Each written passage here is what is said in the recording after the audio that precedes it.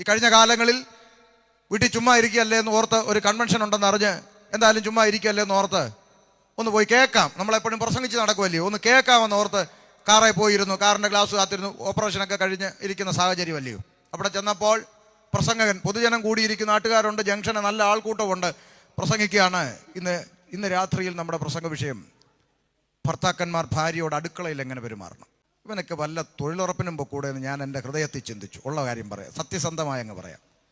എന്തിനാ മെനക്കെടുന്നേ? സ്തോത്രം. ഞങ്ങളൊക്കെ വഴി പോകുമ്പോൾ, യാത്ര ചെയ്യുമ്പം ഒരു 10 പേര് ചായ കുടിക്കാൻ കൂടിയിരിക്കുന്ന ഒരു കവല കണ്ട അകത്തൊരു തിളപ്പാ.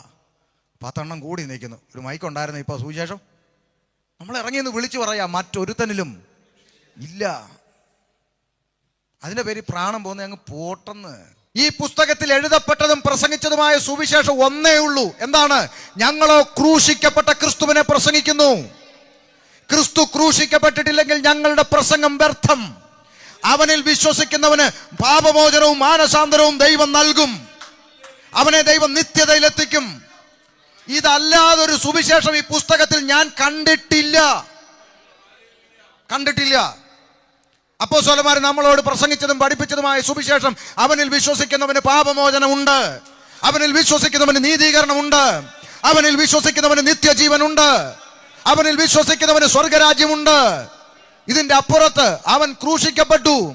ക്രിസ്തു ഒരുപക്ഷെ ക്രൂശിക്കപ്പെട്ടിട്ടില്ലെങ്കിൽ ഞങ്ങൾ നിങ്ങളോട് പ്രസംഗിക്കുന്നത് വെറും വ്യർത്ഥമാണ്. അതുകൊണ്ട് മറ്റൊരുത്തനിലും രക്ഷയില്ല. മനുഷ്യന് രക്ഷ പ്രാപിപ്പാൻ ആകാശത്തിന്റെ കീഴിൽ മനുഷ്യരുടെ ഇടയിൽ യേശു ക്രിസ്തു എന്ന ഏകനാമമല്ലാതെ മറ്റൊരു നാമമില്ല. ഇതാണ് അപ്പോസ്തലന്മാർ നമ്മളോട് അറിയിച്ച സുവിശേഷം. പാപമോചനവും രക്ഷയും എങ്ങോ പോയി മറഞ്ഞു.